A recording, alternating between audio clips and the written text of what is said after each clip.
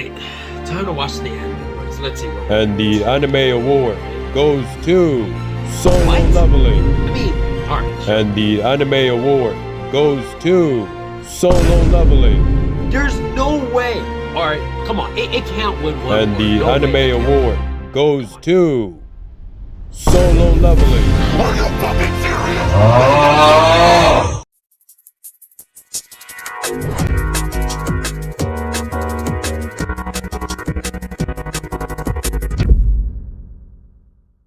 Hey, ¿qué pasa, majes? It's your boy Dayron. Welcome back to another video.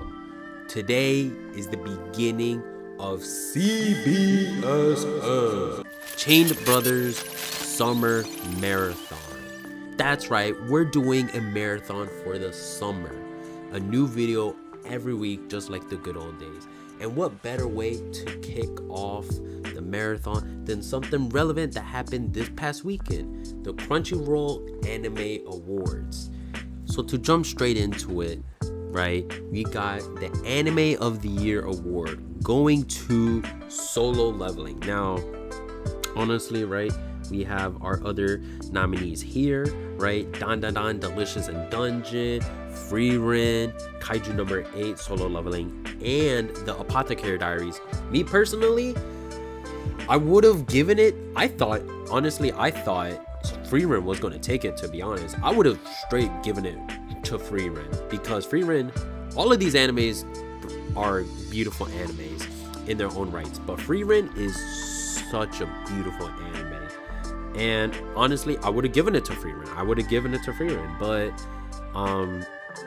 apparently the votes went straight to Solo Leveling. Now, mind you, this is season 1 of Solo Leveling. This isn't season 2. There is a bit of recency bias with the whole award show to begin with, because you're gonna see, right, a lot of the awards are won by Solo Leveling, or kind of that type of anime, you know, a bit flashy, you know, and stuff like that, in comparison to Free Ren, which Free Ren, out of all of these, except for probably Apothecary Diaries, but out of all of these is a really big show that got really popular, but it's more on the slower pace side of things, in contrast to all these other shows, right, like Dan Dan Dan, Kaiju number 8, Dungeon Meshi, right, Delicious and Dungeon. These are more kind of flashy shows, to say, especially Solo Leveling, with its amazing animation style and it being just very kind of action orientated, and that's kind of a theme we'll, you know, begin to see going through the awards, which these are kind of the type of animes that kind of win in general, that win overall. The next award is Look Back, right? Best film. Out of all of these, I personally probably would have given it to maybe either Spy Family, Code White. That was, out of all of these, that was the only one I saw, which was a really great movie, right? Continuing the Spy Family franchise and stuff. Then we have the My Hero movie, and then also the Haikyuu movie.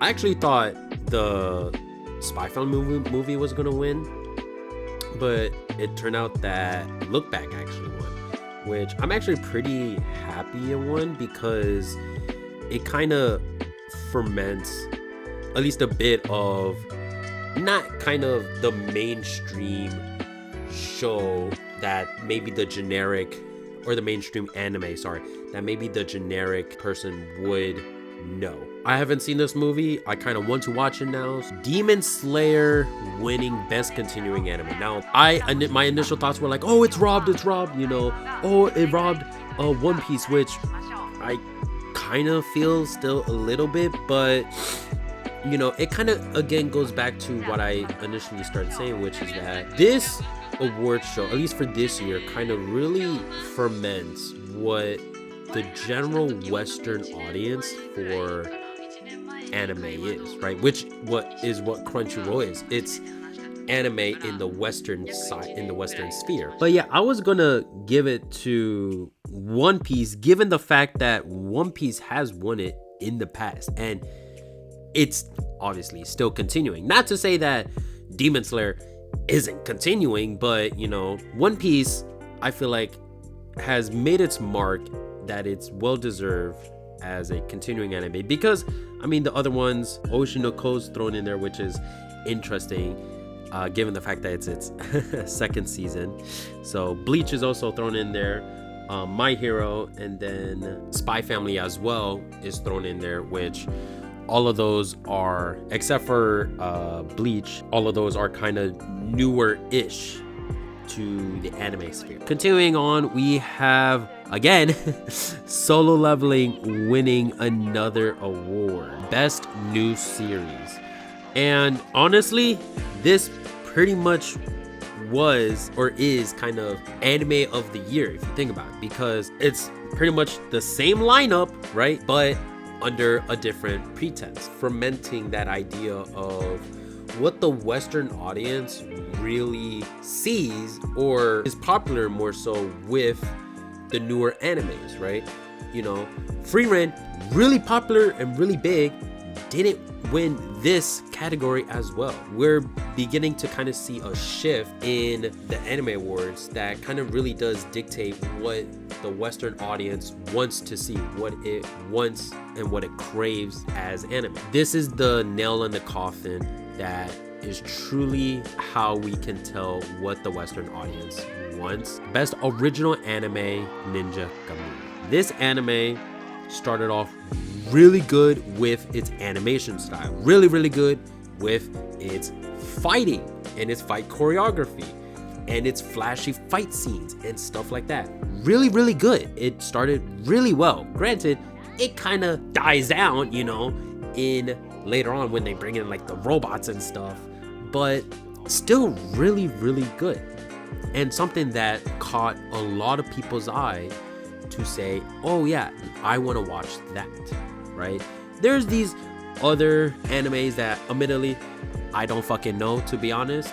I'm gonna keep it real. Well, I heard of Buchigiri and Metallic Rouge. Oh, I did just know. I did see Jellyfish Can't Swim at Night. I did see that, but there was no way that was gonna win. But moving along, we have Demon Slayer yet again winning another fucking anime. Shock. Here it wins Best Animation. Honestly, it's won this category for the past like 4-ish years, I think, and it makes sense. it really does. It makes sense. The only other one I probably maybe would have given it to, maybe Dandadan. Ufotable always kicks it out the parks in all of their projects. But moving on along, we have Dandadan winning their first award, which is Best Character Design. And honestly, yeah, the character designs in Dandadan, they're very good, you know. I'd say it's well deserved. The probably other one I would have given, maybe Frieren. I would have given it to probably maybe also Apothecary Diaries. So here we have the best director is this guy that did Frieren. I'm gonna butcher your name, so I'm sorry, I'm not even gonna try. Apologies, but well deserved, highly deserved, because the direction in Frieren is amazing. It really is. It's well deserved. It's a beautiful story, you know. Shock, Frieren won another award. No. Yeah, it wins another award. Best background art, honestly, also well deserved. This one I also maybe would have given it to the Apothecary Diaries. The Apothecary Diaries doesn't win a single award, which is mind-boggling to me, because it genuinely is such an amazing anime that is getting a good amount of recognition, but apparently not enough to win an award. The background art in Frieren is amazing. It is as well in the Apothecary Diaries, just the art direction in general in the Apothecary Diaries. Also in Frieren are genuinely one of probably the best or most beautiful art I've seen so far, like within anime. So best romance, we have Blue Box. This one I'm a little torn on, because I personally wanted The Dangers in My Heart season 2 to win, because it's amazing, but Blue Box did win. From what I hear, it is a really good anime. Moving on to best comedy, right, we have Mashal winning. I'm kind of a little bit impartial. I probably would have given it to probably Spy Family. Spy Family's funny. I really like Spy Family. Shock Solo Leveling won yet another award. This is like the 100th one it's won so far. Who would have guessed that it's best action? It makes sense that Solo Leveling won this category because given the recency bias as where season 2 just ended, a lot of the Western audience really liked Solo Leveling. I feel like some of the awards it won are deserved, and I feel like others it wasn't. Best Isekai, the first of its kind, goes to ReZero. I personally wanted Mushoku Tensei, Jobless Reincarnation, because I believe it's deserved and should go to Jobless Reincarnation. I feel like there's some recency bias, not gonna lie, because you know ReZero season 3 just ended. Best Drama goes to Frieren. Now this one is kind of interesting because in my personal opinion, I actually would have given this to the Apothecary Diaries because I feel like the Apothecary Diaries is a better drama than Free, especially given the fact that the Apothecary Diaries hasn't won anything. Best Slice of Life, yeah, I say this is well deserved because all of these are great options and I've heard nothing but good things for this anime. Yeah, I would have given it to Makane or Dangers in My Heart. Best main character or farmer himself, Sun Jinwoo.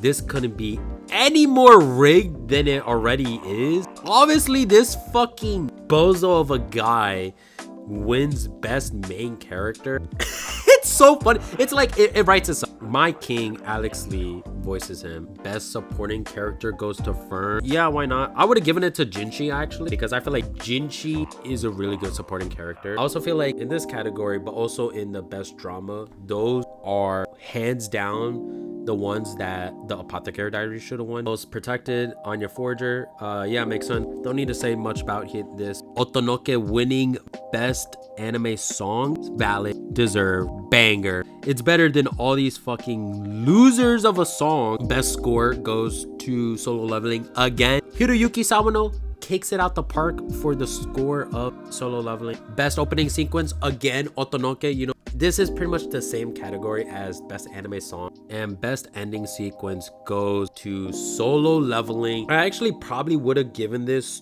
to... I probably would have given it to Dandadan. I'm not gonna lie. Dandadan just has sick as openings and ending. The only other one I would have maybe given it is maybe Nobody. One Republic. Kaiju number 8. Best Japanese VA was Mao Mao, which I'm super happy for. And then best English VA, as I said earlier, My King, Alex Lee. The rest of the awards, it's just focused on the VAs. Most of it, honestly, it just illustrated what the general public watch. At the end of the day, I just see all this for fun, you know, watch what you like, try new things. Anyway, I hope you enjoyed the video. Don't forget to like, comment, subscribe, share, hit the bell, all of that jazz.